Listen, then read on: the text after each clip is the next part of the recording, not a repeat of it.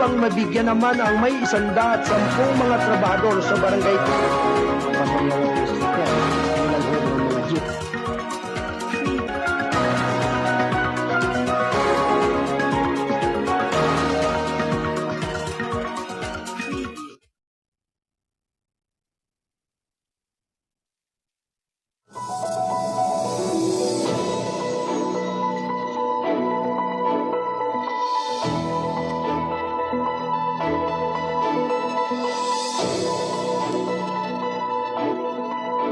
Gabay at patnubay. Palatuntunan nagbibigay inspirasyon, tatalakay sa iba-ibang pangyayari sa loob at labas ng ating bansa. Gagabay sa mga taong nangailangan ng patnubay sa kanilang mga suliranin sa buhay. At ngayon, narito ang inyong program host, ang Mindoriyong Midnight Boy, Kuyang Arnold Aceveda Namuko.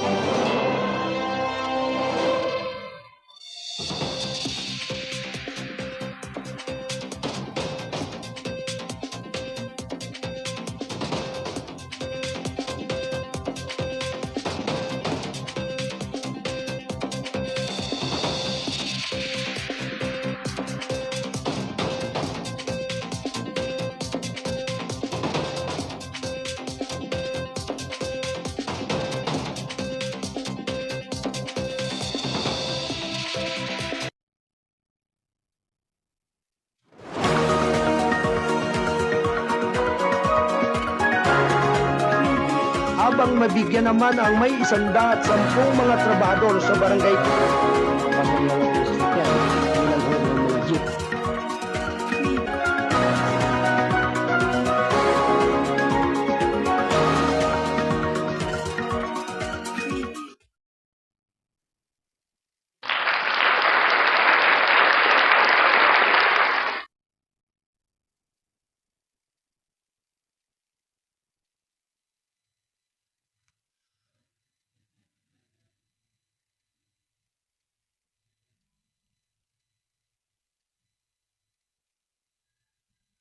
Ang oras, ganap na alas 7:39 ng umaga. Ito'y atid ng KBS RMM News TV. Radyo na, dyaryo pa!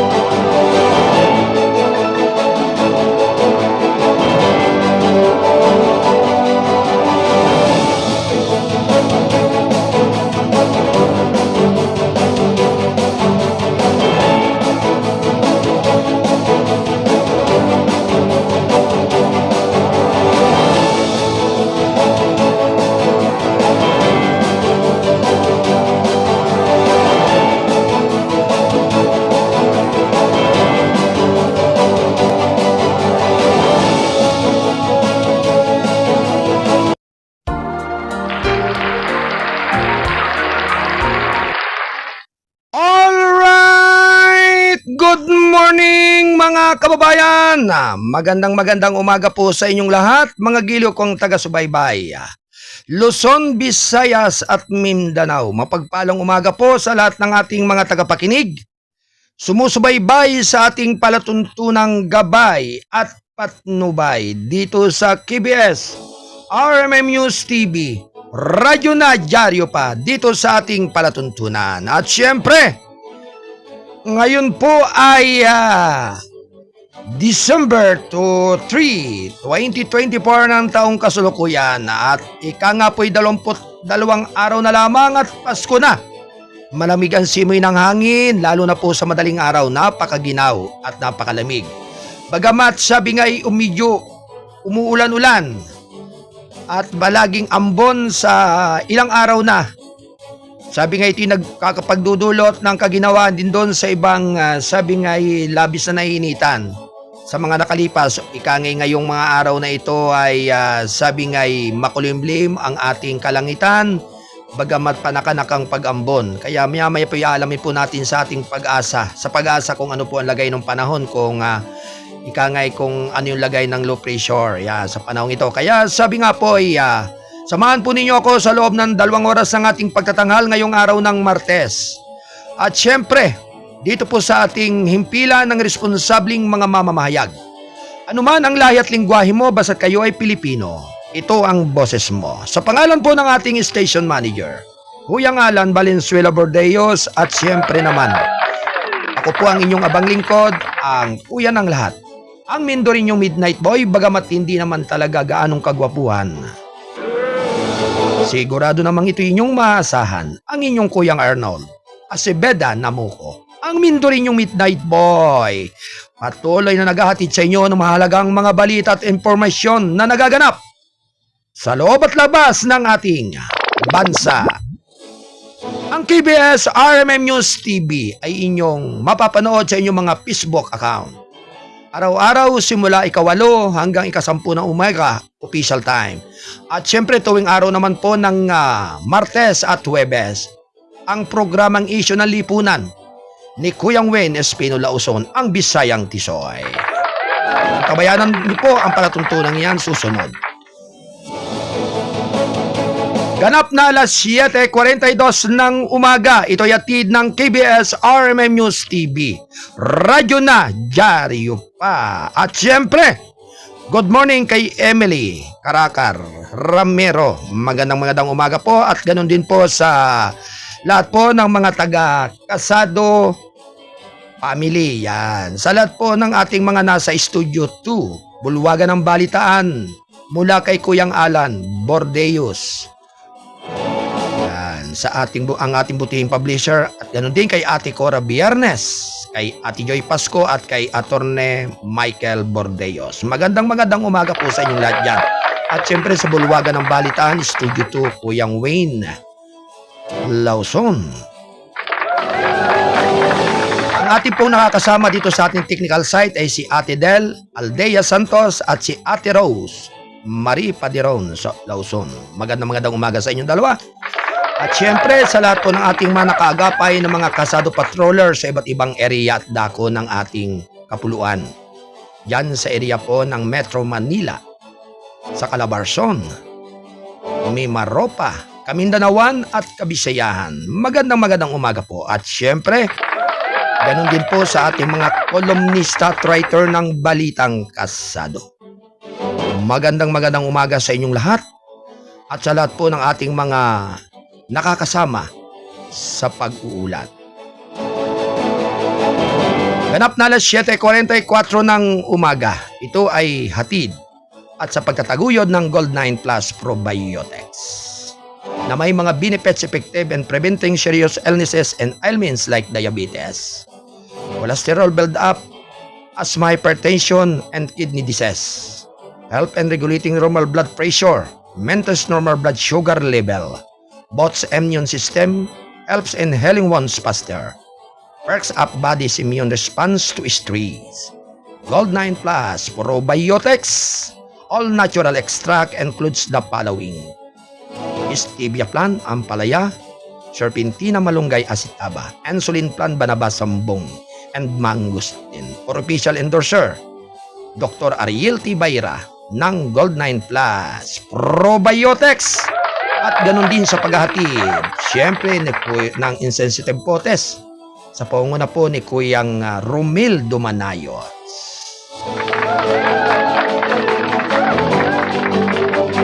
At syempre sa pagtatangkilik din po at paghahatid ng Bless CJ Dishwashing Liquid, na ito po ay inyong matatagpuan sa lugar ng mga bayan ng tulad ng Binangunan, Anguno, Taytay,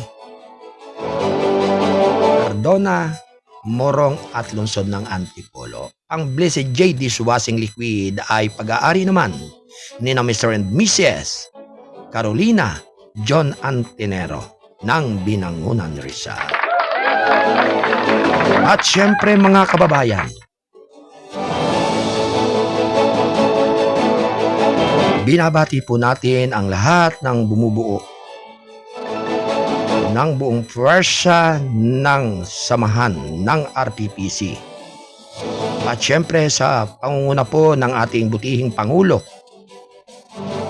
na si Sergeant Major Kuyang Donato Bellones. Yan.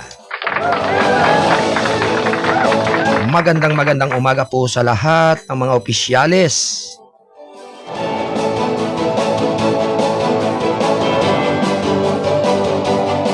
ng Rizal Provincial Police Press Corps. Pagpalang umaga po sa inyong lahat, siyempre sa iyong butihing tanggapan, Sergeant Major Donato V. Bellones at ang ating Vice President, si Kuyang Wayne Lauson, Secretary Ate Roderica Rivero, ang Treasurer, si Kuyang Jerry Acuno, ang Auditor, si Kuyang Alan Bordeus, ang PRO ay si Kuyang Arnold Paharon. At syempre sa mga Board of Directors, sa punguna po ng ating Kuyang Bernie Gamba, Ate Pau de la Cruz, Ate Aida Tagicana, Ate Vicky Custodio, Kuyang Herman Patulot, Ate Cora Biernes, si Kuyang Dan Torbeles, Kuyang Ricardo Eslita at Kuyang J. Martin de la Cruz. Mapagpalang umaga po sa inyong lahat at sumainyo ang kay gandang umaga. Ngayon pong araw ng Martes, December 3, 2024 ng taong kasalukuyan at sabi nga po ay Advance Merry Christmas sa inyong lahat.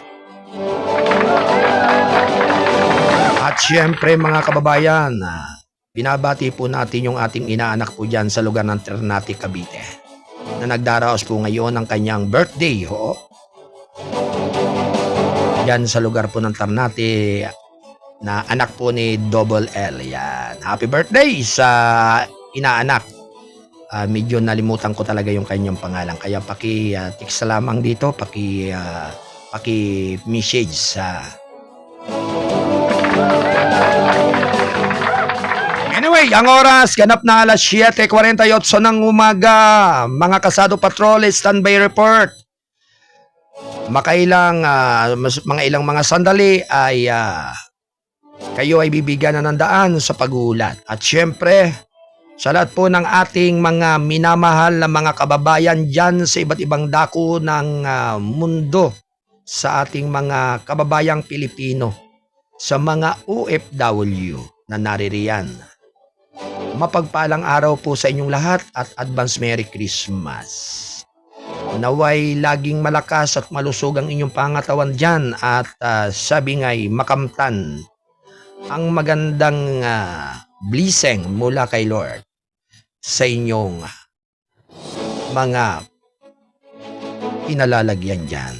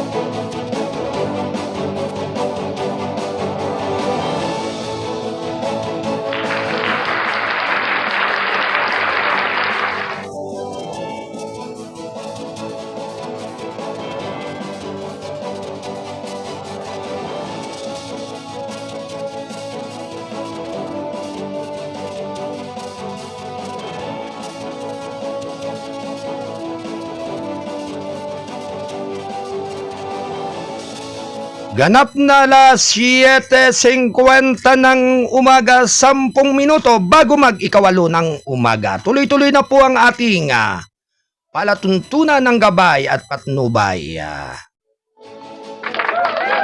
Alright, alamin po natin ang lagay ng ating panahon sa kasalukuyan mula sa Pag-asa. kay Patrick Del Mundo ng Pag-asa. Alright, pakinggan po natin ang kanyang pag-uulat.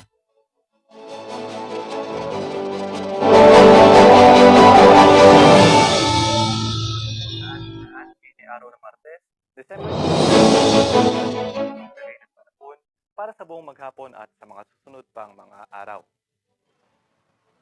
Sa kasalukuyan ay patuloy na umiiral itong hanging amihan o northeast monsoon dito sa may bahagi ng Northern Luzon na inaasahan magdadala ng malamig na panahon at may mga maulap na kalangitan at mga pag-ulan sa may bahagi ng Cagayan Valley at gayon din sa may Cordillera Administrative Region. Samantalang dito sa may bahagi ng Ilocos Region, magkakaroon naman ng mga isolated na mga may hinang pag-ulan o pag-ambon. At dahil nga sa pag-iral ng hanging amihan at ng easterlies o yung hanging nagmumula sa karagatang Pasipiko, patuloy rin ang umiiral itong shear line o yung salubungan ng hangin nitong amihan at ng easterlies at siya namang nakakaapekto dito sa may bahagi o sa may silangang bahagi ng Central Luzon. Inaasahan natin na magdadala rin ito ng mga pag-ulan sa ilang bahagi ng Central Luzon, Calabarzon at sa may Metro Manila ngayong maghapon. At sa nalalabing bahagi naman ng ating bansa, inaasahan natin ng generally fair weather conditions at magkakaroon lamang ng mga isolated rain showers or thunderstorms. At dumako naman tayo sa magiging lagay ng panahon ngayong araw dito sa Kalakhang, Luzon. Asahan pa rin na maulap na kalangitan, may mga pag-ulan, pagkidlat at pagkulog dito sa may bahagi ng Cagayan, Isabela, gayon din sa may Quirino, Aurora, at maulap na kalangitan o makilimlim na panahon dito sa may bahagi ng Nueva Ecija, Bulacan, Rizal, Quezon at ng Metro Manila. Dulot pa rin ito ng epekto ng shear line. Samantalang maulap na papawirin at may mga pag-ulan dito sa may bahagi ng Cordillera Administrative Region, gayon din sa nalalawing bahagi ng Cagayan Valley, dulot naman ito ng hanging amihan at mga isolated na mga pag-ambon, dulot pa rin ng hanging amihan dito sa may bahagi ng Ilocos Region. Samantalang sa nalalabing bahagi ng Luzon, inaasahan naman natin ang generally fair weather conditions at magkakaroon lamang ng mga isolated rain showers or thunderstorms. Agwat ng temperatura dito sa may Metro Manila ay nasa 25 to 30 degrees Celsius. Sa may Tuguegarao ay 23 to 28. Sa may Lawag City ay nasa 24 to 31. Baguio City ay 17 to 23. Tagaytay 21 to 29. At dito naman sa may Legazpi ay nasa 25 to 32 degrees Celsius. At para naman sa magiging lagay ng panahon dito sa may Kalakhang, Visayas at Mindanao, gayon din sa may Palawan, inaasahan natin na generally fair weather conditions pa rin ang mararanasan sa buong maghapon at may mga tsansa pa rin ng mga isolated rain showers or thunderstorms. Agwat ng temperatura sa may Iloilo ay nasa 25 to 31 degrees Celsius. Dito naman sa may bahagi ng Tacloban at sa may Metro Cebu, 26 to 32 degrees Celsius. Sa may Puerto Princesa, 25 to 32. Zamboanga City, 25 to 33, Cagayan de Oro, 24 to 31, at sa may Metro Davao naman ay 25 to 34 degrees Celsius. At dahil nga sa patuloy na pag-iral ng shear line ay nakataas pa rin yung ating weather advisory kung saan inaasahan na magkakaroon ng mga heavy to intense na mga pag-ulan dito sa may bahagi ng Isabela at moderate to heavy na mga pag-ulan naman dito sa may bahagi ng Cagayan at Aurora sa buong maghapon. Kaya naman pinag-iingat yung ating mga kababayan sa mga banta ng pagbaha at pagguho ng lupa, epekto pa rin ito ng shear line. At bukas magpapatuloy pa rin yung epekto ng shear line sa may bahagi ng Cagayan at Isabela, moderate to intense na or heavy to intense na mga pag-ulan sa may Cagayan at moderate to heavy na mga pag-ulan sa may Isabela. Samantalang by Thursday, inasa natin na moderate to heavy na mga pag-ulan na lamang ang mararanasan dito naman sa may bahagi ng Cagayan at Isabela. Bagamat pinag-iingat pa rin yung ating mga kababayan sa banta ng pagbaha at pagguho ng lupa dahil may ilang araw na ring umuulan sa may bahaging ito ng ating bansa. At sa ngayon, wala naman tayo nakataas na gale warning sa namang baybayin ng ating bansa. Bagamat pinag-iingat yung ating mga kababayang papalaot sa may baybayin ng Northern Luzon dahil pa rin sa epekto ng hanging amihan na maaaring magdala ng katamtaman hanggang sa matataas na mga pag-alon. At ang sunrise ngayong umaga ay nasa natin at 6:06 ng umaga at lulubog naman ng haring araw na mamayang 5:25 ng hapon. At para sa karagdagang impormasyon, bisitahin muna ang ating website pag-asa.ust.gov.ph. At yan po muna ang latest mula dito sa Pag-asa Weather Forecasting Center. Ito po si Patrick Del Mundo. Magandang umaga po sa ating lahat. Alright, maraming salamat kay Patrick Del Mundo ng DOST Pag-asa. Samantala ang oras ay ganap na alas 7:56 ng umaga. Ito ay hatid ng KBS RMM News TV. Radyo na, dyaryo pa.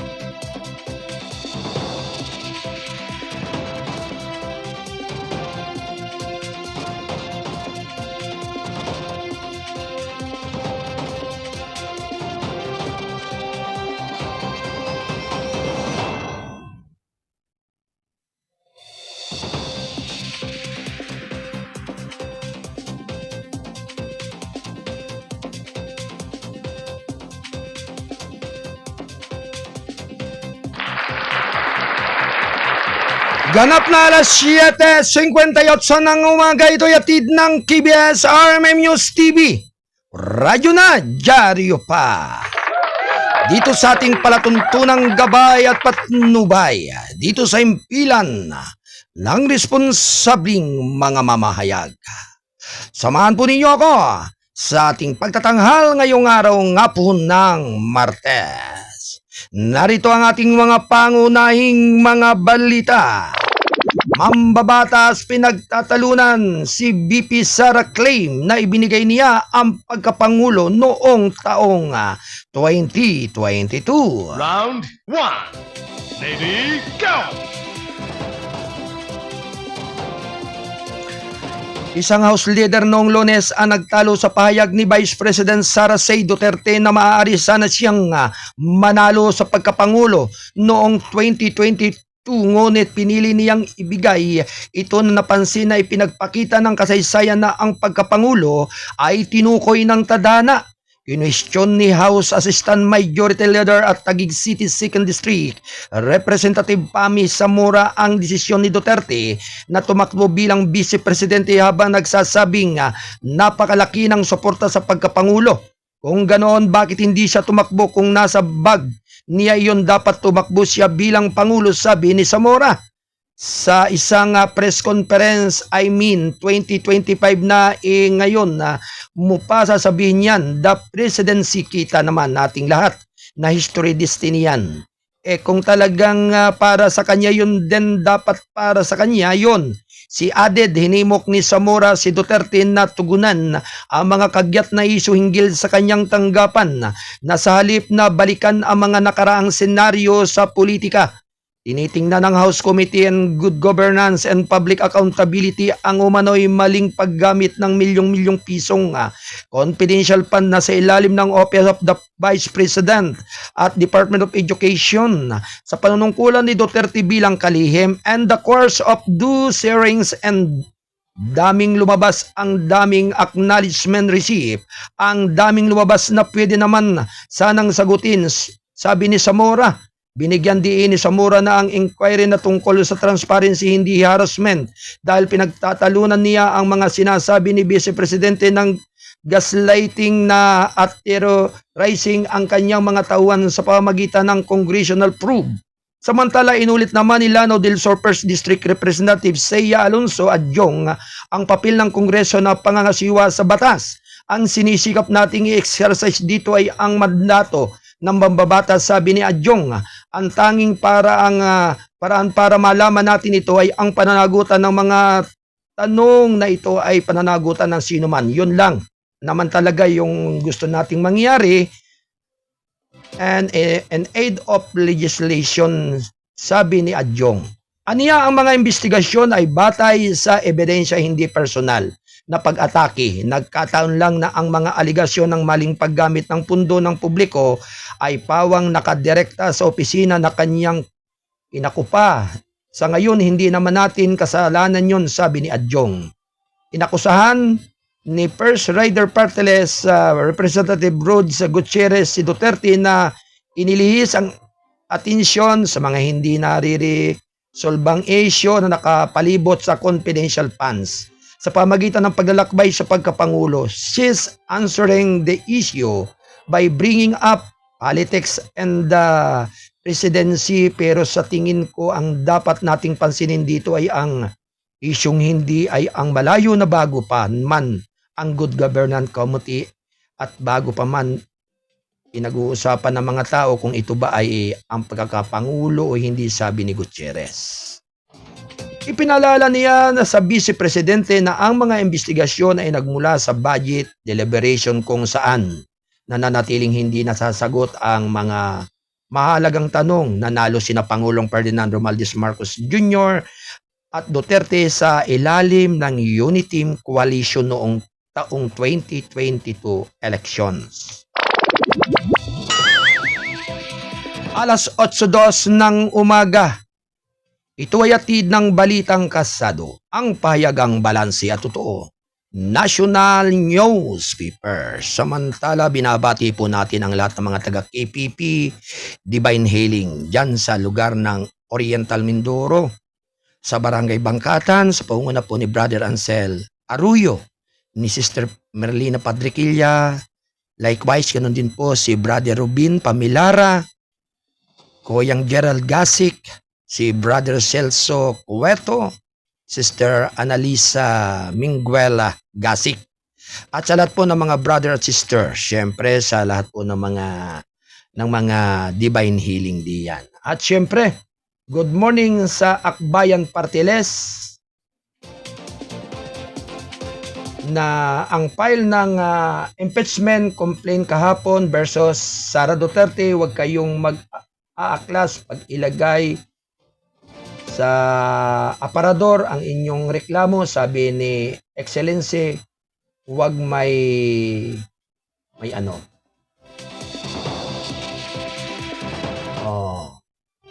Huwag kayong mag-aaklas na ilagay yan sa aparador ang inyong reklamo, sabi ni His Excellency. Huwag nyo nang gawin yan. Abala lang sa trabaho. Okay, talaga. Okay? Mula kay Kuyang Don Robert Ramero. At syempre, mula naman po sa ating Kasado Patroller dyan sa lugar ng Cavite. Happy birthday po sa atin po diyang inaanak dyan sa lugar ng Ternate, Cavite, kay Boy King Roland Baldos Tamuluto. Ipinagdiriwang po ang kanyang karawan ngayong December 3. Ayan. At syempre ang pagbati ay greetings from Balitang Kasado, KBS RMM News TV, ang himpilan ng responsabling mga mamamayan.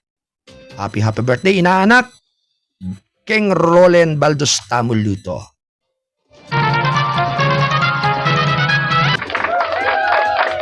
At syempre, siya po ay nagdaraos ngayon, kaya talaga, mga kumare, hindi kami makakarating ngayon dyan sa karawan ng aming inaanak.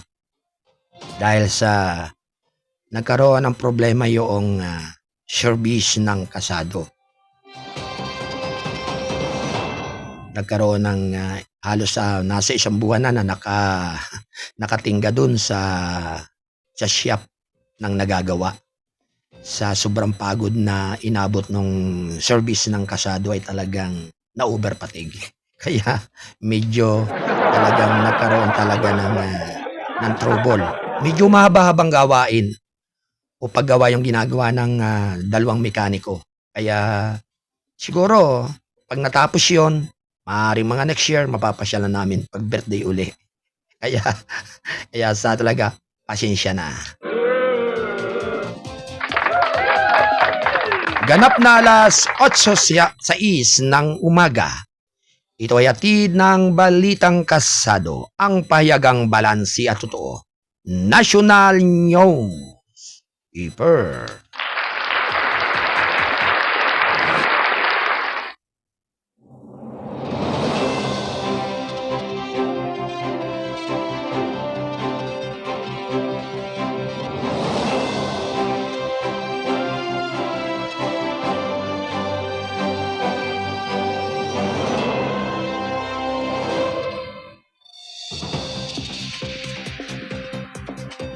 Alright, good morning po kay Ate Edna Beron, ha? Magandang umaga sa lahat ng Beron family dyan sa lugar ng Oriental Mindoro. Likewise kay Ate Edna Beron. At syempre, meron po siyang pagbati na, sabi nga po mag-comment kayo sa comment box ng Balitang Kasado. At yan po ay ating babasahin isa-isa, lalo-lalo na po kung mga pagbati sa mga inyong mga minamahal sa buhay. Kung may mga kaarawan. Yun. At ikang inais yung iparating yung inyong mensahe sa kanya sa pamagitan ng ating pagsasayang papawid sa ating palatuntunan. Good morning po, Founder, at sa KBS RMM News TV, pabati po ng happy birthday rin sa aking Tio Ansel. Aba, birthday pala ngayon ni Brother Ansel Arroyo ng KPP. Okay, happy birthday Brother Ansel ng KPP dyan sa Bangkatan. Sabi nga ang pagbati ay mula kay Ate Edna Beron. At syempre mula rin dito sa himpilan ng KBS RMM. Greetings from Balitang Kasado, KBS RMM News TV. Happy birthday Brother Ansel Arroyo, ang headmaster po ng Divine Healing, KPP. At syempre, mabuhay ka hanggang gusto mo. Hindi. Ang ibig sabihin ni Kuyang Arnold ay maging mahaba ang iyong buhay at abutin ka hanggang sa pagtanda na talagang sabi hanggang kaya at gusto mo. Sabi nga si Kuyang Ansel ay isa po sa pinakang halimbawa, pinakang namumuno sa lahat po ng mga divine healing po dyan sa lalawigan ng Oriental Mindoro. At syempre, sarami po ng kanyang mga tinutulungan at sampu ng lahat ng kanyang buong grupo ay talagang bukas palad po yung kanyang tahanan para po dyan sa lahat ng mga nangangailangan ng tulong ng KPP, lalo na po dun sa mga may mabibigat na karamdaman o mga suliranin sa buhay. Sila po ay nakapagbibigay rin ng wastong paggabay sa pamagitan ng Pang-Espiritual. Anyway, happy birthday muli, Kuyang Ansel Arroyo ng Barangay Bangkatan. At syempre sa lahat po ng bumubuo ng KPP.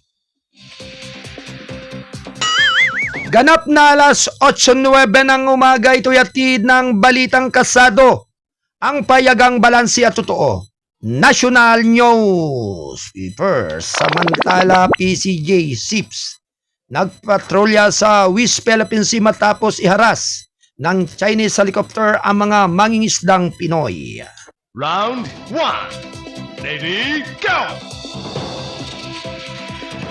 Magdi-deploy ang Philippine Coast Guards ng 2 barko sa Rasol Rep sa West Philippine Sea nitong linggo matapos magreklamo ang isang Pinoy fisherfolk ng harassment ng Chinese People's Liberation Army Navy helicopter sa press conference sa West Philippine Sea Transparency Office na sa Manila nitong Lunes. Sinabi ni Philippine Coast Guard spokesperson ng West Philippine Sea si Commodore J. Tarilla na ang mga Philippine Coast Guard vessels 97 Uto, BRP Melchora Aquino at 4411 BRP Kapi Inganyo ay dineploy base sa utos ni Philippine Coast Guard Commandant Admiral Ronel Hel Gaban. Ayon sa Tarilla tulong Ayon kay Tarilla, tulong ang mga barko ng Philippine Coast Guard na matiyak ang kaligtasan at seguridad ng mga mangingisdang Pilipino habang ginagamit nila ang kanilang karapatang malayang mangingisda sa Rasul Reef. Sa kabila ng posibleng harassment mula sa Chinese Coast Guard, malaki ang nadadagdagan ng kanilang tiwala sa pangingisda ng West Philippine Sea dahil sa matibay na paninindigan at pangako ng Pangulo na huwag isuko ang isang square inch ng ating teritoryo sa anumang dayuhang kapangyarihan, sabi niya. Aniya, nakatanggap ang Philippine Coast Guard ng video footage at litrato mula sa isang fishing boat na bumalik sa Quezon, Palawan kung saan makikita ang pangharas sa mga Pilipinong fishing vessel at Plan Navy helicopter sa Rasul Reef na kilala rin bilang Iroquois Reef. Ipinapakita niya sa amin ang isang Plan Navy helicopter with tail number 65 na hinaharas ang ating mga mangingisda. Noong November 27, ang ginawa ng helicopter ay nag-hover siya ng mababang lipad lamang ng 15 feet at ginagawa ito sa mga mangingisdang Pilipino, sabi niya. Ang rep ay 237 km mula sa mainland Palawan at nasa loob ng 200 nautical mile exclusive economic zone ng Pilipinas. We're thinking there's doing this as a form of harassment para itaboy ang ating mga mangingisdang Pilipino, sabi niya. Alas 8:12 ng umaga, ito'y hatid ng Balitang Kasado. Ang payagang balansi at totoo national newspaper.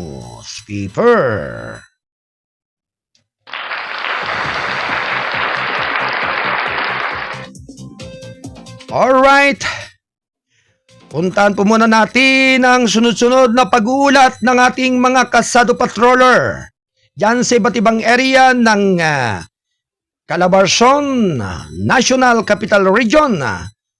Kasado Patrol Joseph Elias Buntogon, Kuyang Joseph, standby report. Ganon din si Kuyang Don Robert Ramero, standby report. Then Kuyang Lando Luto. Alright, mga kasado patroller, standby.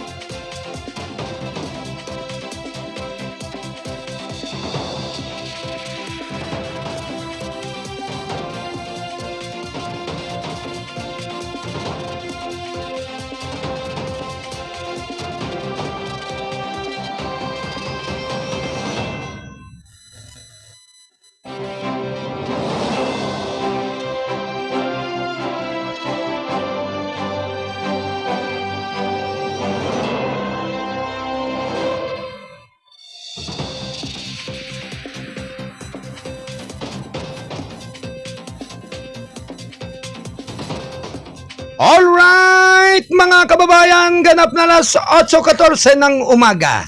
Ito'y hatid ng Balitang Kasado, ang payagang balansi at totoo national newspaper. Alright, may paggulat ang ating Kasado Patrol 49 mula sa National Capital Region, mula kay Kuyang Joseph Elias Buntogon. Alright, Kuyang Joseph, standby report.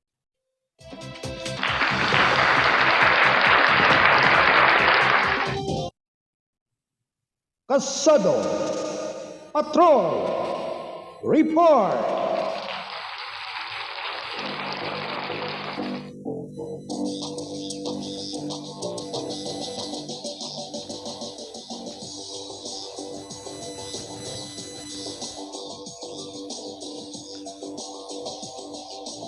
Alright, Kuyang Joseph! Kuyang Joseph Elias Buntogon, Kasado Patrol 49. Alright, Kuyang Joseph, good morning! Good morning po, Kuya Arnold, sa ating station manager, Kuya Alan Torbios. Sa mga tagapakinig, ito po ang aking balita. Arestado ang isang lalaking suspect na sangkot sa pinababawal na droga. Kasabay nito ang Northern Police District, PNPD, sa pangangasiwa ni Police Colonel Josepino Diligan, YC, ay pinuri ang pagsisikap sa tungkulin ng mga tauhan ng Caloocan City Police Station sa pamumuno ni Police Colonel Paul CDD Doles, CP ng istasyon, na batid sa ulat ng pulisa bandang alas 12:50 ng hapon kamakailan sa Camarin Police Substation 10 Custodial Facility sa Barangay 177 lungsod ng Caloocan. Ang mga otoridad ng Camarin Police Substation 10 Caloocan sama ang mga tuwa ng PNP, DEC, SOG, NCR ay nagsilbi ng warrant of arrest laban sa suspect. Kinilala ng mga pulis ang suspect na isang umanong most wanted person ay isang 35 anyos, walang asawa at residente ng Caloocan City. Ayon pa sa ulat, dinakip ang suspect alinsunod sa arrest warrant na inisyu ni Honorable Maria Teresa D. Guzman Alvarez, Acting Presiding Judge, Regional Trial Court, National Capital Judicial Region, Branch 127, Caloocan City, na may pisang October 30, 2024. Maharap umano ang akusado sa kasong paglabag sa Republic Act No. 9165, Article 2, Section 13 o ang Comprehensive Dangerous Drugs Act of 2002. Mula dito sa Metro Manila, ako po si Joseph Elias Tuntugon, Kasado Patrol No. 49, na gulat sa Gabay Patnubay ng TVS RM News, Radyo na TV pa. Alright! Maraming salamat sa pagulat ng ating Kasado Patrol. 49, Kuyang Joseph Elias Bontugon. Thank you, Kuyang Joseph. Samantala ang oras ganap na alas 8:17 ng umaga. Ito'y atid ng Balitang Kasado, ang payagang balansi at totoo, National News Fever.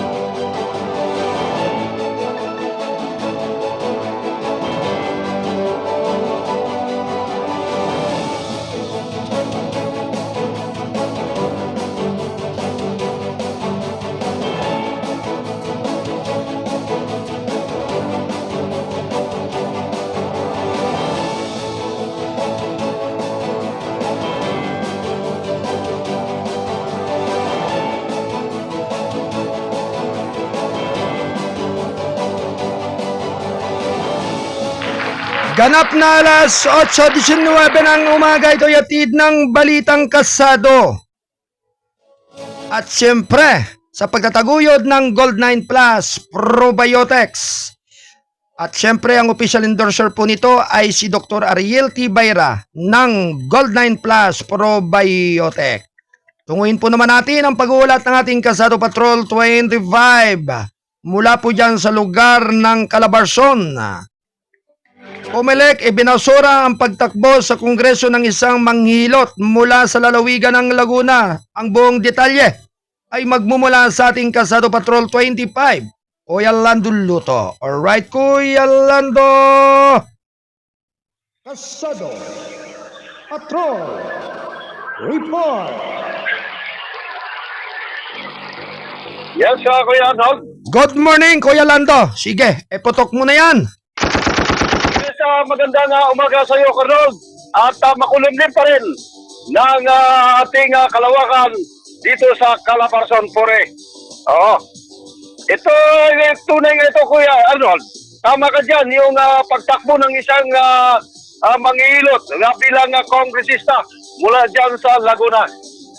At tunay na nga pangako nitong gawing maayos at kapitapitagan ang pagdarating na pambansa at lokal na halalan sa taong 2025. Idiniklara kasi ng Commission on Elections Calabarzon bilang no-sins candidate ang lokal na manggagamot mula sa Cabuyao, lalawigan ng Laguna, Quezon. Ng second division ng Comelec nagpasya matapos mapatunayan ng naturang kandidato na nakilala bilang si Dante Aguilar Hernandez ay naghain ng kanyang kandidatura upang magdulot lamang ng kalituan sa mga botante sa pamamagitan ng paggamit ng palayaw na Romeo na halos katunog ng pangalan ng petitioner at kasalukuyang gobernador ng lalawigan ng Laguna na si Governor Ramel L. Hernandez. Ayon sa resolusyon, kasi Kuya Ron, noong ika-26 ng Nobyembre taong kasalukuyan, pinagtibay ng komisyon sa ikalawang dibisyon ang resolusyong nagagawad sa naturang petisyon at idiniklarang no-sales candidate ang respondent na si Dante Romeo Aguilar Hernandez. Dagdag pa nito ay kaglay pa rin nito, malinaw na pinahayag ng komisyon ng Certificate of Candidacy na inihain ng respondent na si Dante Romeo para sa desisyon ng Member of House of Representatives ng 2nd District ng Laguna para sa Mayo 2025 midterm election ay walang bisa at kinansilan na ito, Kuya Arnold. Pinirmahan ang resolusyon ni na Presiding Commissioner Marlon S. Casquio at Commissioner Ray Bulay at Nelson Siles ng Comelec 2nd Division. Napagalaman kasi na noong Oktubre 8, taong kasalukuyan, naghain ng kanyang certificate itong si Dante Romeo Aguilar para sa posisyon bilang kongresista ng 2nd District ng lalawigan ng Laguna. Gayunpaman, Kuya Rolf, naghain ng petisyon naman itong si Governor Ramela Hernandez upang ideklarang bilang no-sense candidate ang respondent. Matapos mapag-alaman, di nawala itong tunay na layunin na tumakbo, kundi lituin lamang anya ang mga botante at pigilin ang tunay na pagpapasya ng kanyang kagustuhan. Ayon kay Governor Hernandez, isa sa sinumpang sa pahayag ng mga saksi, malinaw at sinusubukan ng respondent ito na tumakbo gamit ang pangalang Romeo Hernandez na hindi naman kilala ito sa kanilang komunidad. Ang sadyang pagpalit kasi, Colonel, ng pangalan na ito ay malinaw na hakbang upang linlangin ang mga botante kaya't kwalipikado siyang ideklarang no-sales candidate. Sa ilalim ng seksyon 69 ng Omnibus Election Code, isinumite sa Comelec ang sinumpang salaysay ni na Christopher Lozada, Barrientos, Edmond Misa Ancheta at Hayan Makapagal Banyiga, mga residente to Colonel ng Barangay Biga dyan sa Cabuyao, City of Laguna. Ayon pa rin sa mga saksi, personal nilang kilala itong si Dante Romeo Aguilar Hernandez at hindi kailanman narinig na tinawag ito Romeo hanggang maghain niya ito ng kandidatura noong Oktubre 8 taong kasalukuyan. Itong si Barrientos Colonel, isa sa mga saksi ay nagpahayag na kilala sa kanilang barangay si Dante bilang isang manghihilot, Kuya Ron. At dati pa ito, Kuya Ron, barangay Tanod sa barangay Bigaa, Cabuyao City of Laguna. Kuyang Lando, koreksyon, manghihilot ng ano yan? Nagpapaanak o maghihilot ng ano? Maghihilot ng massage o maghihilot ng mga bali? Ganon. Actually, Kuya Ron, versatile ito ng manghihilot. Pwede ito sa bata, pwede sa matanda. Yung mga pilay. Okay. Sige. Lagay na. At naghihilot ito din umano sa mga matatanda, mga bata, yung masasakit ang kanya mga kalamnan. Ibig sabihin ay maghihilot yung yung parang albularyo ganon, Kuyang Lando. Yes, tama ka, Kuya Ron. Okay. Ito ay isang manghihilot. Ito, ayaw na, Kuya Ron. Itong si Barrientos, isa ito sa mga saksi, ay nagpayag na kilala sa kanilang barangay itong si Dante bilang manghihilot niya. At dating barangay Tanod pa na ito, Kuya Ron, Ba? barangay Bigaa, Dating barangay tanod po nito Kuya Ron, sa barangay Bigaa, Kabuyaw, Laguna. Dagdag pa nito, tumakbo rin pa nito at natalo siya noong 2018 barangay eleksyon bilang barangay kagawad gamit ang tunay na pangalan nito. Mm. Matapos ang masusing pagsusuri, pinapuran ng Comelec Second Division ang petisyon ni Governor Ramel Hernandez at diniklara ng no-sins candidate itong si Romeo Dante Aguilar. Ayon pa rin sa Comelec, Kuya Ron, ang Section 69 ng Omnibus Election Code ay nagbibigay kapangyarihan sa komisyon na tanggihan o kansilahin ang Certificate of Candidacy ng isang kandidato kung kaya't mapapatunayan isinampa lamang ito upang gawing katawa-tawa ang prosesyo ng eleksyon. Ito'y magdudulot labang ng kalituan sa mga botante kung walang tunay na layunin na tumakbo sa anong posisyon sa ilalim ng ating gobyerno, Kuya Arnold.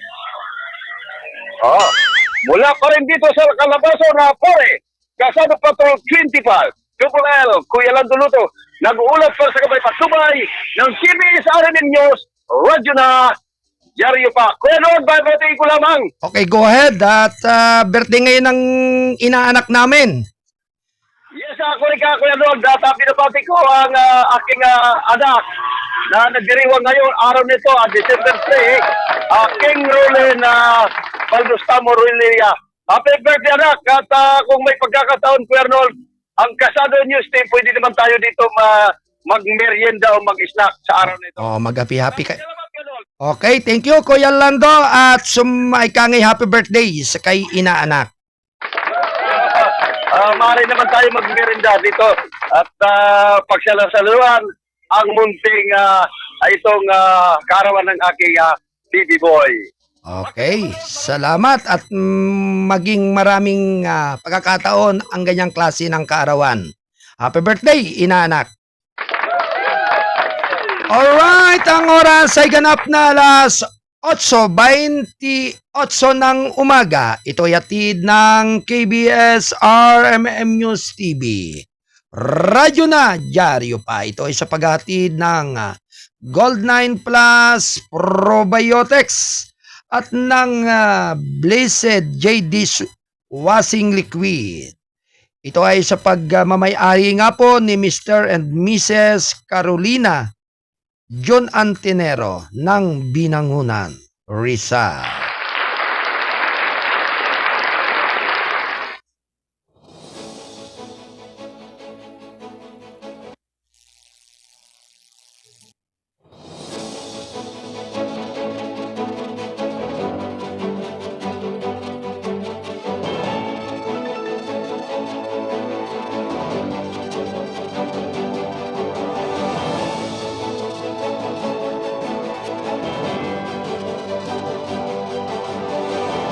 Alright mga kababayan, magandang umaga po sa lahat ng ating mga otoridad, sa lahat ng kapulisan sa iba't ibang dako ng ating bansa. Siyempre, ganun din po sa sandatahang lakas ng Pilipinas. At siyempre sa ating pong butihing Chief of Staff ng Armed Forces of the Philippines. At siyempre, ito po ay sa pangunguna po ni General Romeo Browner Jr. Good morning, sir! At siyempre, sa lahat po ng ating mga kasundaluhan. Yan. Sa Luzon, sa Visayas, at Mindanao. Alright, mga kababayan. May pag-uulat ang ating Kasado Patrol 20 mula rin po dyan sa National Capital Region. Government nagpalaala sa pantay-pantay na akses para tugunan ang problema sa sakit na HIV at AIDS. Ang detalye ay magmumula sa ating Kasado Patrol 20, Kuyang Don Robert Romero. Alright, Kuyang Don, standby report. Kasado Patrol Report.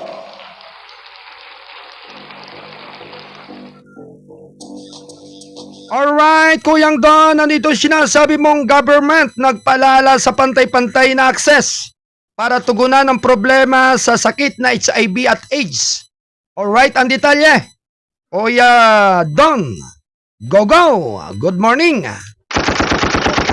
Good morning, Kuyang Arnold, mga kaibigan. Nagpaalala ang Quezon City Government na isulong ang pantay-pantay na akses at na makakuha ng mga sapat na impormasyon na ilapit ang mga serbisyong nabiktima ng Human Immunodeficiency Syndrome at Acquired Immunodeficiency Syndrome o HIV at AIDS.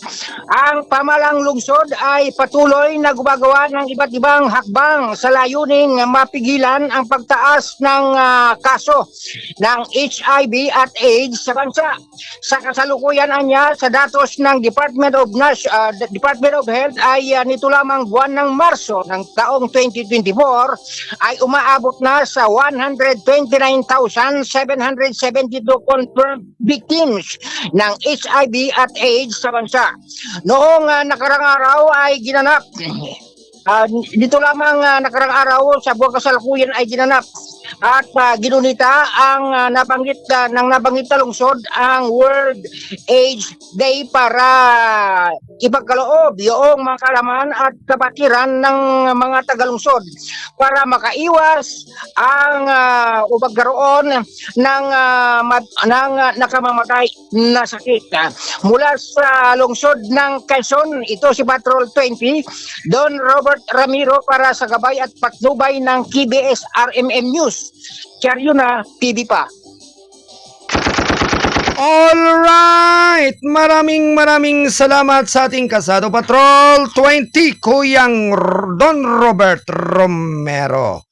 Mula po dyan sa area at lugar ng National Capital Region. Thank you, Kuyang Don. Ganap na alas 8:33 ng umaga, ito'y hatid ng Balitang Kasado. Ang payagang balansi at totoo, National Newspaper at siyempre sa pagtataguyod nga po ng Gold9 Plus Probiotics. At siyempre ang official endorser po nito ay si Dr. Ariel Tibayra ng Gold9 Plus Probiotics.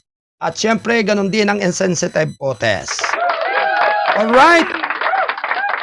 Puntahan po naman natin ang pag-uulat ng ating Kasado Patroller, si Kuyang Dantor dyan sa lugar po ng lalawigan ng Rizal. Ayan. Bagong palapag ng multipurpose building para sa mga IPs, katutubo na ipinatayo ng gobernadora ng Rizal dyan sa bayan ng Tanay Rizal. Alright, maganda ito. Okay, ang detalye ay magmumula sa ating Kasado Patrol 47, Kuyang Dan. Alright, standby report. Kasado Patrol report. Kuyang Dan, good morning.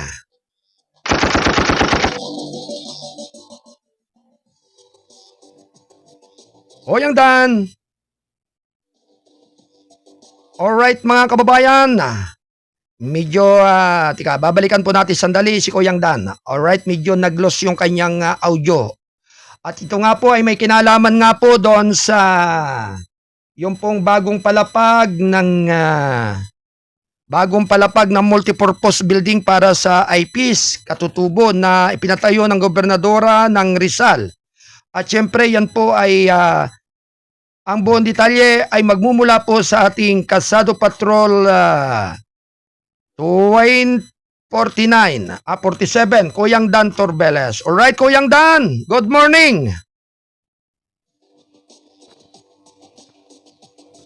Okay, sa klase parang medyo nawala yung kanyang Alright, ang oras ay ganap na alas 8:35 ng umaga. Ito'y hatid ng KBS RMM News TV. Radyo na, dyaryo pa.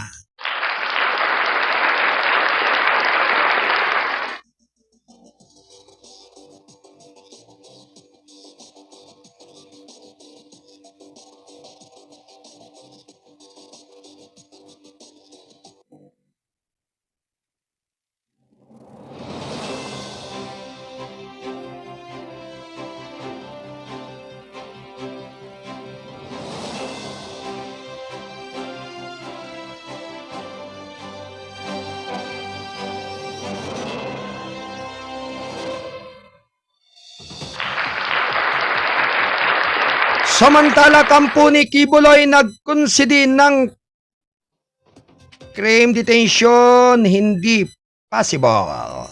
Round 1. Ladies, go! Hindi na masigasig ang kampo ni Apollo Kibuloy sa pagtugis sa paglipat ng leader ng Kingdom of Jesus Christ mula sa Pasig City Jail patungo sa custodial facility ng Philippine National Police sa Camp Crame. Sa isang panayam, ang abogadong si Israelito Torion ay umamin na ang kanilang mga pagkakataon na ma-secure ang isang paglipat ay malamang na hindi, knowing that the political air is not for us. It might be useless for us to insist on what we think is right for him. So, meet us, will go with the tide and preserve and overcome, sinabi ni Torion sa mga reporter matapos ang preliminary investigation sa isa sa mahigit isang dosinang kaso na nakabinbin sa mga prosecutor na kinasangkutan ni Kibuloy at ng kanyang co-accused. Kasi baka marami tayong nasasayang na papilis kung ipipilit natin ang ating sana kasi ang sa amin naman yung security niya. We felt before na mas magiging secure siya sa Camp Crame given the security threats against them, dagdag niya. Si Torion ay nasa Department of Justice para sa pagpapatuloy ng preliminary investigation sa malicious mischief complaint na inihain ni dating Pangulong Rodrigo Duterte bilang administrator ng QOGC Properties laban kina dating Interior and Local Government Secretary Benhur Abalos at Philippine National Police Chief General Romel Marbel. Binigyan ng prosecutor si Torion ng hanggang December 16 para maghain ng kanilang reply affidavit sa counter affidavit na inihain ni Nama Abalos, Marbel at iba pang respondents. Samantala, sinabi naman ni Torion na ang iba pang mga abogado ng QOGC ay naghahain ng counter affidavit sa mga kasong illegal assembly, obstruction of justice at iba pang kasong isinampa ng gobyerno laban sa mga miyembro ng simbahan.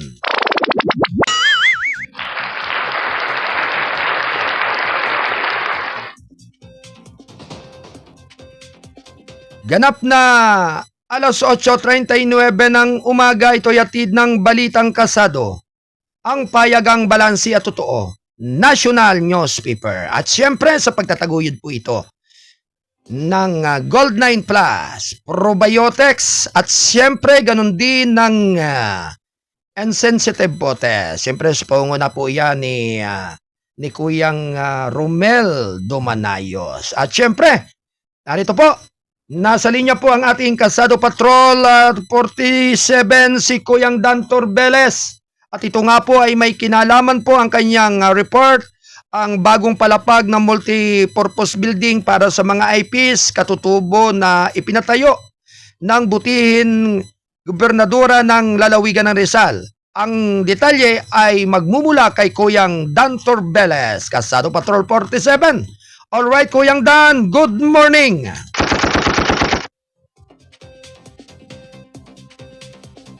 Good morning, Kuyang Dan. Kuyang Dan, Juan. Bakit wala ang kanyang audio?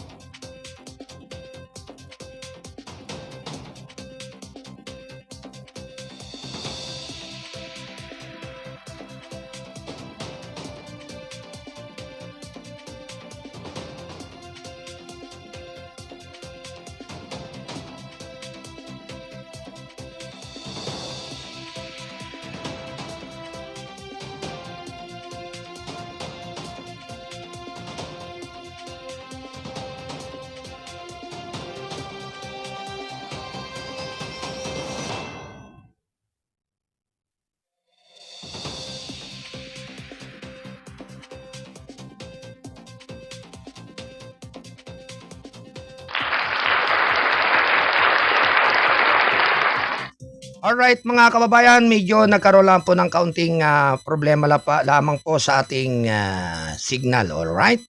Tuloy-tuloy na po muli ang ating pagsasempapawid ng ating gabay at patnubay dito sa KBS RMM News TV.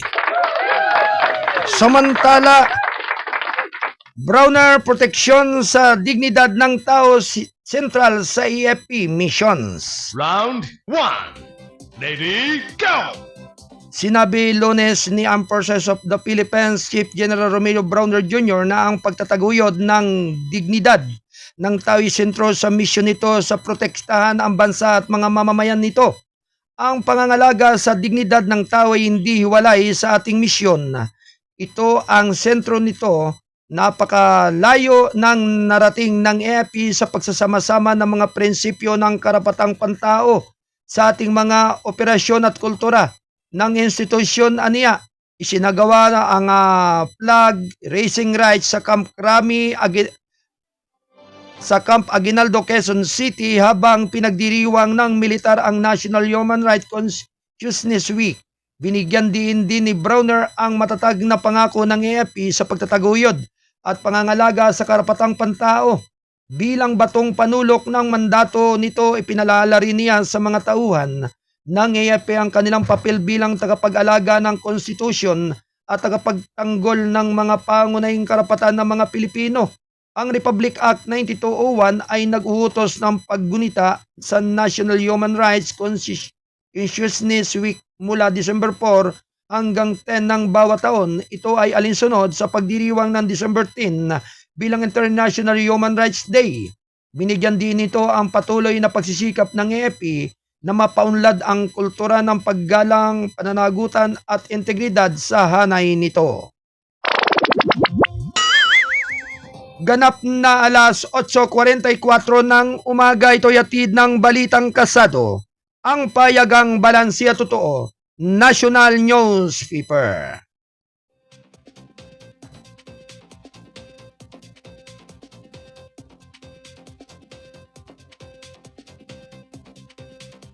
Samantala, proteksyon ng dignidad ng taon sentral sa AFP mission, sabi ni Browner. Round 1. Ready, go! Alright mga kababayan, nasa linya ang ating Kasado Patrol 247, si Kuyang Dan Torbeles. Alright Kuyang Dan, good morning.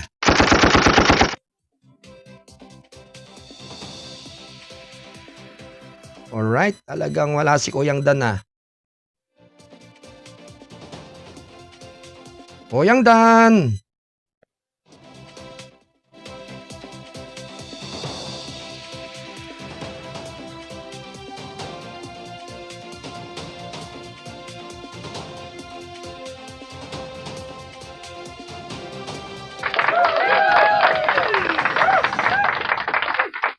Samantala, sinabi Lunes ng Armed Forces of the Philippines Chief General Romeo Browner Jr. na ang pagtataguyod ng dignidad ng tao ay sentro sa misyon nito ng protektahan ng bansa at mga mamamayan nito. Ang pangangalaga sa dignidad ng tao ay hindi hiwalay sa ating misyong ito ang sentro nito.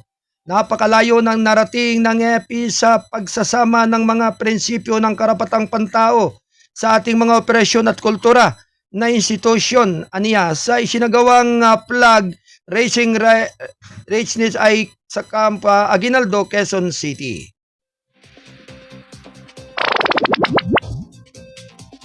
Alas 8:46 ng umaga, ito'y hatid ng Balitang Kasado, ang payagang balansiya totoo, National Newspaper.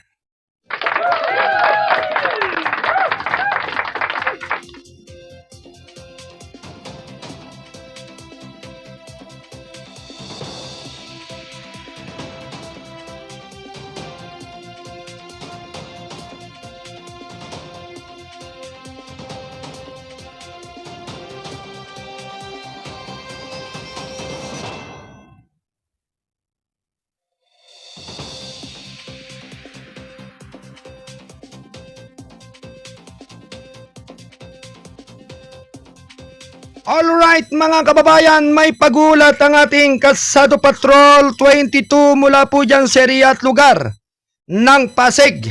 Nariyan si Kuyang Arman Patulot. Alright Kuyang Arman, good morning. Magandang umaga ko yung Arnold. Andito ako sa barangay Kalawa kung saan naghahanap na tayo ng balita dito sa Pamagay. Ngayon, malapit na rin ang Kapaskuhan. Todo dekorasyon na ang ginawa ng Barangay Captain dito na si Captola. Talagang masipag siya. Bakit hindi pa sumasapit ang Pasko? Dito na ang mga dekorasyon dito. Mga ginawa nilang mga Christmas light at maraming ginagawa dito mga spesyahan ka dito sa Barangay Captain ng Kwan. At dito sa Barangay Captain ng yung tawag to. Kaya masasabi ko dito sa Barangay Kalawaan, talagang sa'yo mo talaga ang kapitan dito. Saka mamaya papunta ako ng Rizal dahil nagpadala ng tayong sulat kay Kwan, kay Didi, pinadala ko na dito kay Kwan, sa ating Metro. O PRO, sa ating PRO, kay Kuyang Arnold Paharon. Kay Paron, dahil dinaanan ko kahapon at dinala ko nga yung sulat para tayo ay patuloy na rin sa ating food taking. Alright. Kaya sabi ko lang dito, Paron, malakas kasi ako lang kahapon, hirap na rin ako, pero hindi ako makapag-ikot ng gusto dahil natigil nga ako doon sa Kwan. Natigil ako doon sa Pedro dahil nga malakas na ulan, wala naman akong kapote. Kaya ang ginawa ko, nag-antay na lang ako sa ulan, saka nagtuloy-tuloy din ako ng pag-ikot para makakataya ng balita.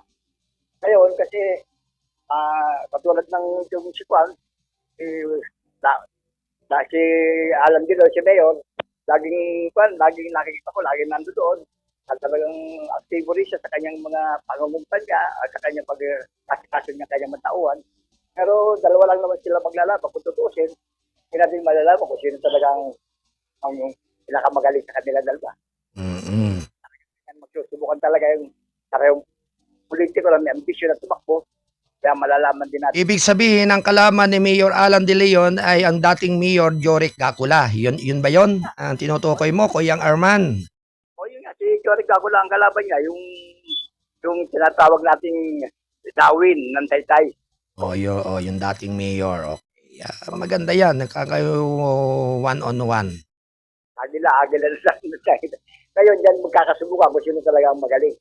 Ngayon naman, dito naman sa Antipolo, sa gabi, nagkaroon ng Christmas lighting na ngayon. Yung kanilang Christmas tree, nilagyan na ng ilaw. Sinindihan lang kagabi. Para nakikita ko naman, nandun si Jay Martin. Siya pala ng court doon.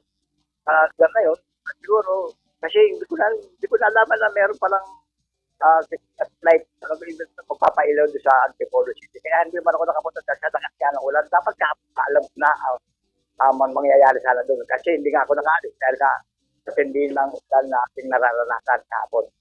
Kasi wala namang pagito, pero kung lang yan, yung low pressure area. Kaya pasamantalang babalita ko yung Arnold, ako si Kasado Pagkadito, Herman Patutugulan sa Kabay Patubay, RMM News. Karinat TV pa. Alright, maraming salamat sa pagulat ng ating Kasado Patrol 22, si Kuyang Arman Patulot. Alright, Kuyang Arman, salamat. Ganap na alas 8:51 ng umaga. Ito'y atid ng Balitang Kasado, ang payagang balansi at totoo, National Newspaper. Samantala, PH Fleet Marines Navy units nagsagawa ng interoperability drills. Round 1. Lady, go! Sinimulan na ng mga unit mula sa Philippine Fleet Maritime Ready Force at ng mga reservists mula sa Philippine Navy ang kanilang kauna-unahang unified exercise na naglalayong mapahusay ang kahandaan sa operasyon at interoperability ng mga kalahok. Sa isang payag Lunes, sinabi ni Philippine Fleet Public Affairs Office Chief Lieutenant Giovanni Badidles na ang mga drill ay tatakbo hanggang December 7. Inilunsad ang exercise pagbubuklod, pagsasama at pagsisikap 2024 sakay ng BRP Tarlac na nakadaong sa Naval Operating Base Subic sa Zambales noong November 28. Ang bagong appointment ng PF Commander Rear Admiral Joe Anthony Orbi ay nagsabi sa mga kalahok na unit na tratuhin ang bawat ehersisyo na parang ito ang tunay na bagay, ang tunay na mundo. Kaya bilang commander ng PF, currently the officer conducting the exercise, gusto para sa atin sa mga maximize natin ang lahat ng learnings, lahat ng experiences, makikilala mga gaps, masusubukan ng ating mga doktrina at mapabuti ito. Ito ay ang tanging paraan upang sumulong ayon kay Orbe. Sinabi sa isang balita, ang mga pagsasanay ay isinasagawa sa pariho, sa port at sa dagat, kabilang na ang mga aktibidad sa loob ng port harbor tulad ng paksa ng mga ekspertong palitan, mga ehersisyo sa tabletop at pagpaplano ng misyon. Mayroon ding mga pagsasanay sa larangan ng mga kaganapan sa dagat kung saan ang mga kalahok ay magsasagawa ng mga plano na binubuo sa panahon na mas naunang pagpaplano at mga phase sa daungan. Ang mga drills ay naglalayong briefing up PF ng kahusayan at pagpapalakas ng mga kasaysayan ng Navy sa pagtugon sa mga involving na maritime hamon. Badidles sinabi. Ganap na alas 8:54 ng umaga, ito'y hatid ng balitang kasado, ang payagang balanse at totoo, National Newspaper. Ang KBS RMM News TV, radyo na dyaryo pa ay kasapi ng The United Multimedia International Press Corps. At siyempre sa pagtataguyod naman po ng Gold9 Plus Probiotics at ng Insensitive Potes. Gayon din sa pagtataguyod ng Blessed J Dishwashing Liquid.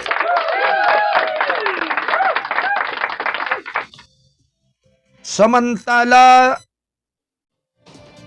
balikan po natin ang pag-uulat ng ating Kasado Patrol 47, si Kuyang Dan Torbeles. Alright, Kuyang Dan, good morning!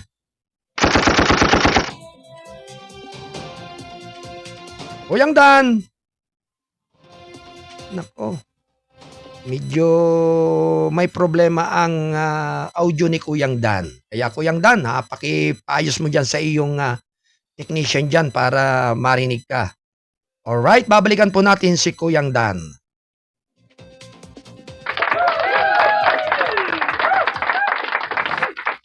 Samantala, nababahala si PBBM sa Russian submarine sa West Philippine Sea. Round 1. Ready, go!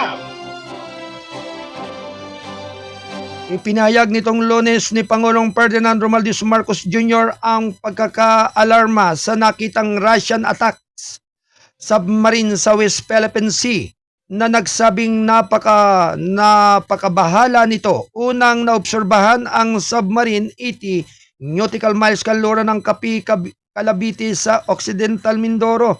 Noong November 28, iyon ay napaka-concerning ang anumang panghihimasok sa West Philippine Sea at ng ating ESC, ng ating mga basilen na baseline ay lubhang nakakapagod. Oo, isa pa lang na pahayag ni Marcos sa panayam sa media. Hayaan namin ang militar na talakayin ito sa inyo, ngunit sa palagay ko ay hindi ito isang paksa na dapat maligayang Pasko na lang po ang ating batiin sa lahat ng mga taong ito, sabi niya. Ang UFA 490 ay bahagi ng improved Kilo 2 class diesel electronic attack submarine sa ginawa ng Russia Ito ay nilagyan ng 6 na torpedo tubes weights na paligid ng 2,350 2,350,3,950 tonelada at may isang top bills ng 20 buhol. Nang matanggap ang ulat, agad na nag-deploy ang Philippine Navy ng mga ari-arian upang bantayan at tugunan ang sitwasyon. Tiniyak ang seguridad ng karagatan ng Pilipinas. Pahayag ng AFP nitong Lunes din. Idinagdag nito ang mga missile frigate BRP Jose Rizal na mayroon ding kakayahan sa digmaan anti-submarino at ipinadala at nagtatag ng komunikasyon sa radyo sa submarino ng Russia sa na kinumpirma ang pagkakakinlanlan, crew, implement at navigation intent and Russian sasakyang dagat. Nakasaad dito ay naghihintay ng pinabuting kondisyon ng panahon bago magpatuloy sa Vladivostok, Russia ang mga hukbong pandagat ng Pilipinas. Kabilang ang AFP 150 ay nag-escort at nag-monitor ng mga operasyon upang matiyak ang pagsunod ng submarino sa mga regulasyon sa dagat sa loob ng Philippine Exclusive Economic Zone, ang sabi ng AFP. Inulit ng AFP ang walang patid na pangako nito sa pangangalaga sa soberanya ng dagat ng bansa habang pinapanatili ang profesionalismo sa pagkikipag-ugnayan. Sa mga dayuhang barkong pandagat, ang ating mga operasyon ay manatiling naayon sa mga international na batas, pandagat at pagkapakita ng ating dedikasyon na kapayapaan at kooperasyon ng rehiyon, sabi ng AFP. Samantala, sinabi naman ni National Security Council Assistant Director General Jonathan Malaya na ang submarino ng Russia ay nagsasagawa ng kalayaan at nabigasyon. Let me just emphasize na ito kung parte kung nasaan siya, hindi siya territorial sea ng Pilipinas, nasa high seas. Siya na nasa exclusive economic zone. So technically, ang Russian ship ay nagsasagawa ng freedom of navigation, sabi niya. Sa isang briefing ng bagong Philippines ngayon, ayon kay Malaya, agad ding nagpakilala ang Russian submarine nang makatanggap ito ng hamon sa radyo. Sinabi nito na katatapos lamang itong magsagawa ng isang pagpasa sa Royal Malaysian Navy of Kuta, Kinabalu at pabalik sa base nito sa Vladivostok sa sandaling ang panahon ay bumuti. Ayon kay Malaya, walang insidente ang pagmumonitor ng Navy sa UFA 490. Idinagdag niya na ang submarino ng Russia ay umalis para sa base nito sa ibang pagkakataon sa araw. Samantala, sinabi naman ni Philippine Navy spokesperson for the West Philippine Sea Rear Admiral Roy Vincent Trinidad na friendly ang palitan ng impormasyon na sa Russian submarine at sinabi pa na sa Navy kung saan ito papunta o pupunta. Idinagdag niya na ang barko ng Russia ay hindi gumawa ng anumang agresibo sa panahon ng pagpasa nito.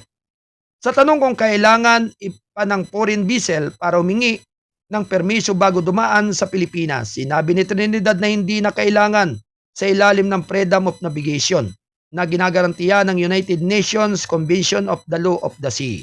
Samantala, binigyan din naman ng mga senador ang critical na kahalagahan ng maritime security at diplomacy sa rehiyon. Ang pagkakaroon ng foreign military assets, lalo na ang mga may offensive capabilities, ay nagpapataas ng panganib ng hindi pagkakaunawaan at hiudwaan sa isang sensitibong rehiyon. Sa pahayag ni Senate President Pro Tempore Jinggoy Estrada, inulit ni Senador Joel Villanueva ang pag-alala sa presensya ng submarino na binigyan din ang mahalagang papel ng Philippine Coast Guard at Navy sa pangangalaga sa territorial waters. Binigyan din niya ang pangangailangan ng pagkakaisa at mga praktibong hakbang upang maprotektahan ang pambansang interes habang nagtataguyod ng mga solusyon diplomatiko upang mapanatili ang kapayapaan at rehiyon. Ang pagsasabatas ng Maritime Zone Act at Archipelagic Sea Lens Act 12065 ay nagbibigay sa atin ng mas matibay na balangkas ng batas upang ipagtanggol ang ating soberanya, sabi ni Villanueva, at idinagdag pa na ang pagpupuyat at international na kooperasyon ay nananatiling mahalaga sa pagtugon sa mga naturang hamon. Samantalang pinupuri naman ni Senate Majority Leader Francis Tolentino, Chairman ng Special Committee on Philippine Maritime at Admiralty Zones, ang mabilis na pagkilos ng Philippine Navy. Nananawagan siya sa Department of Foreign Affairs na leverage ang RA 12064 at RA 12065 para igiit naman ang maritime claims at jurisdiction ng Pilipinas sa global stage.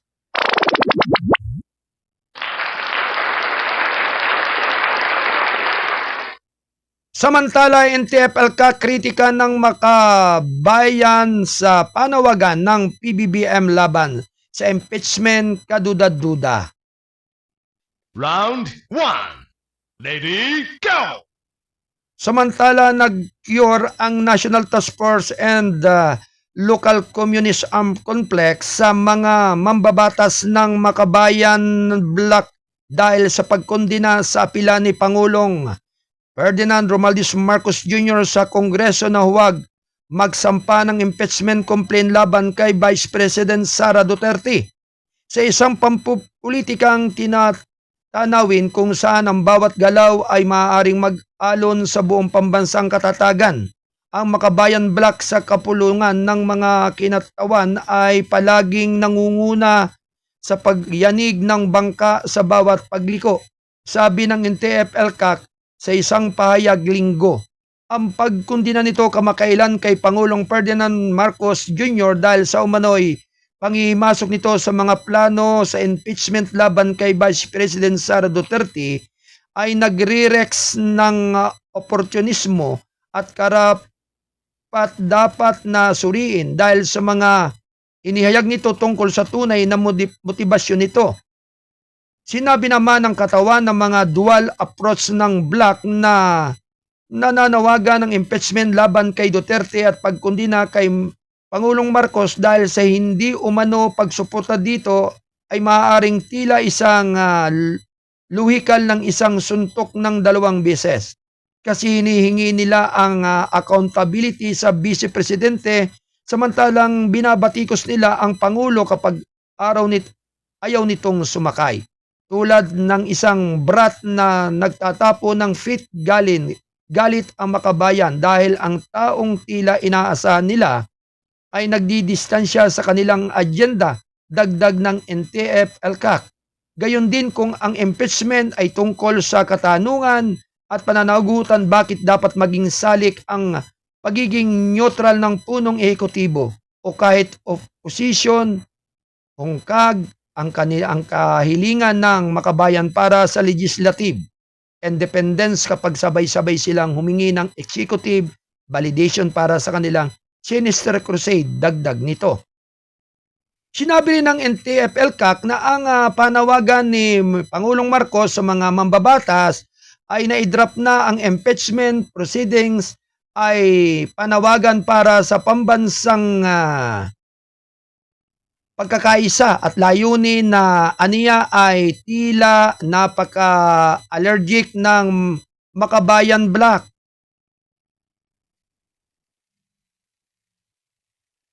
Ito ay siyempre sa tatak ng PKP, Komunista ng Pilipinas, ay palaging nagpapanatili ng kapital sa pampublikong kawalang katatagan o paksyonal na alitan sa mga elites na itinuturing ang mga debosyon na ito bilang mga pagkakataon upang mapahina ang kanilang kontrol at impluwensya, dagdag nito.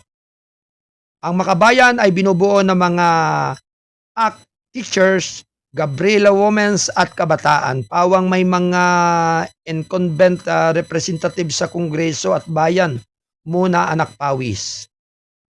Sa paghahasik ng kawalang tiwala at pagkakahati-hati sa pagitan ng mga sangay.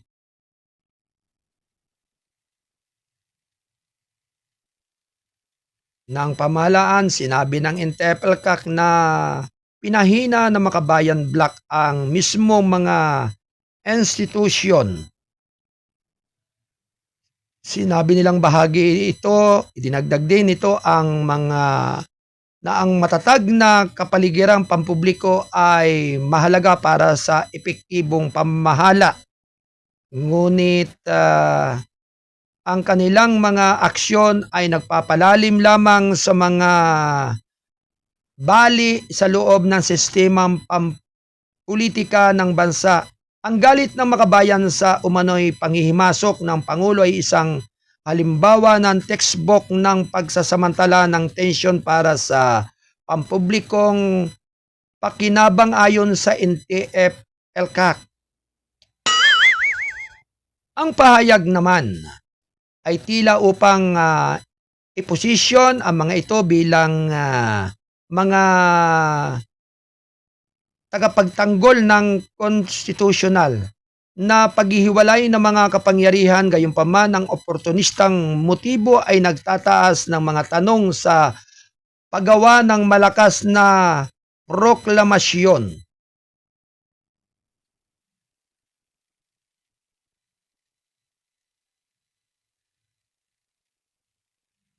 Tungkol sa overreach ng ehekutibo, inilalahad ng makabayan ang sarili bilang prinsipiyadong tagapagtanggol ng demokrasya habang iniiwas naman ang sariling kadudadudang motibasyon ng sabi ng NTF-ELCA. Alas 9 ng umaga, ito'y hatid ng KBS RMM News TV. Radyo na, dyaryo pa. Ito ay sa pagtataguyod ng Gold9 Plus Probiotics at ganun din ng Blessed J Dishwashing Liquid.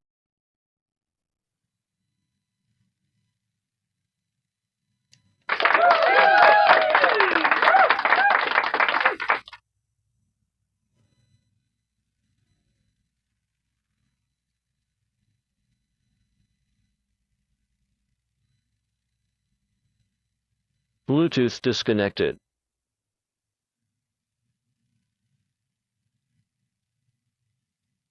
Bluetooth connected.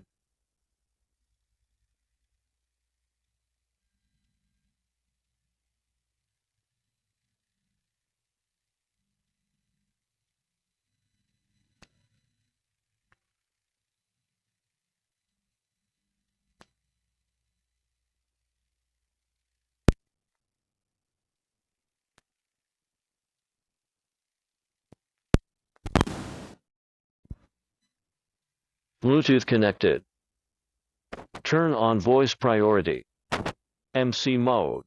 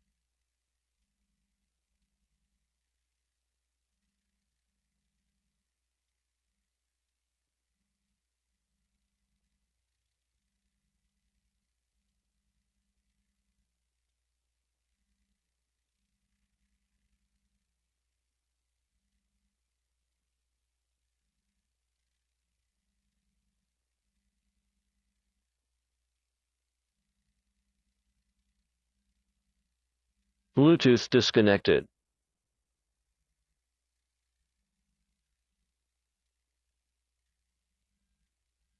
Bluetooth connected.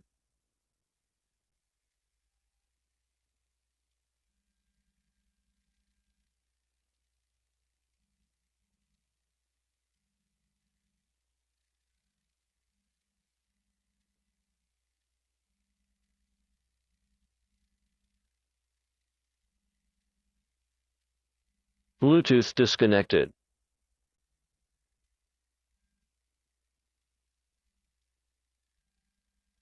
Bluetooth connected.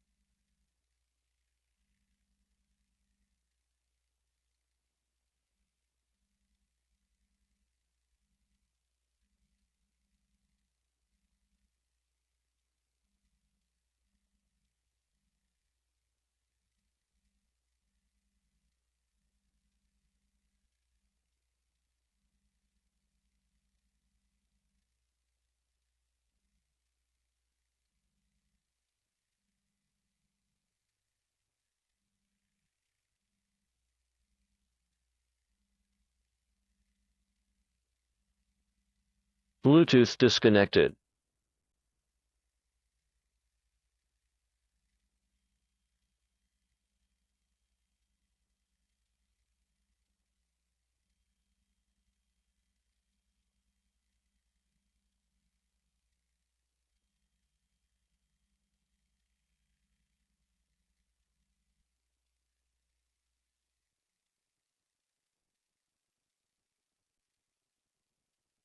Bluetooth connected.